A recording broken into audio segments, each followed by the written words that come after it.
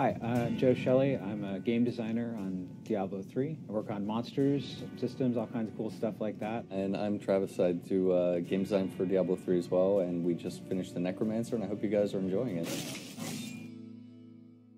So for the 20th anniversary of Diablo, we thought it would be really cool for players to go back and experience going down through that dungeon, through the cathedral, just like you did in Diablo 1 20 years ago. So that meant we built effects, applied some visual filters to the game to make it look retro without getting out an old PC from your garage. It meant that we updated the sound effects to sound retro. I think fishbowl audio was the technical term we used.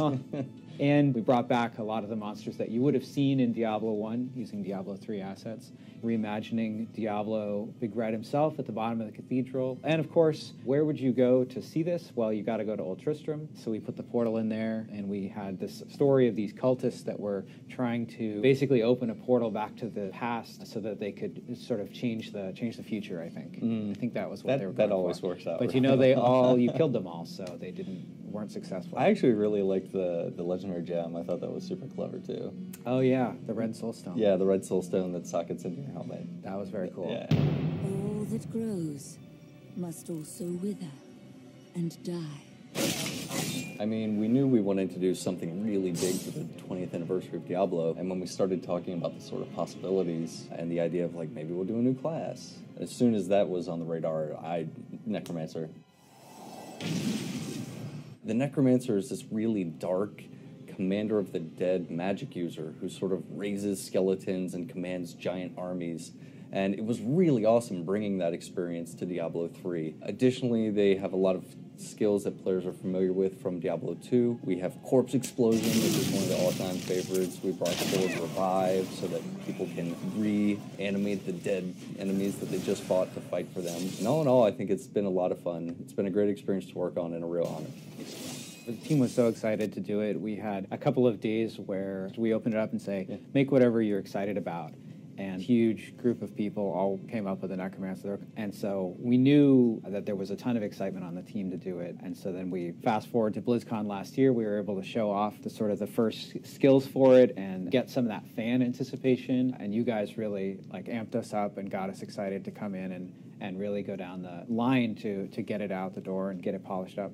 We also knew that Revive was going to be a big part of the Necromancer class. It's a hallmark of the class from Diablo 2, and being able to bring back essentially almost every monster in the game was a ton of work for us because we had to rebuild those monsters almost from the ground up. It was a ton of work, but it's totally worth it. Yeah, it's so cool. I'm still a little sad. We had a ton of people who were like, hey, what if you can revive Leah or Deckard? How about, let's do something there.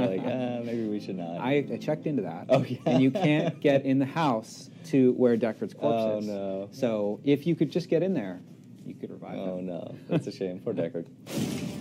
We worked on patch 2.6.0, which released alongside the Rise of the Necromancer pack. And patch 2.6.0 brought a lot of cool new features to the game, including challenge rifts, a new way to play on an even playing field with other players. You can try out the exact same build that someone created when they ran through the rift before you. Those are really cool. Every time, I'm like, all right, new challenge rift this week. And I'm like, what is this character even? I don't even know. All right, buttons, what do these do? Sometimes they're wacky builds. And then, of course, we brought the Shrouded Moors and the Temple of the Firstborn, 2 new zones, and then we also added the Realms of Fate, which have temporal vortex where you can encounter different terrain types smashed up against each other and the monsters from those types. We worked on all the new monsters for the Shrouded Moors and brought some werewolves. And, of course, in the Temple of the Firstborn, we had an opportunity to really go for a little bit different aesthetic with the monsters. So we've got monsters that are got all kinds of tentacle, exploding heads, which, I mean, you can't really go wrong with exploding heads, right? We're really excited that you guys are going to be able to enjoy Blizzcon this year. Can't wait for it to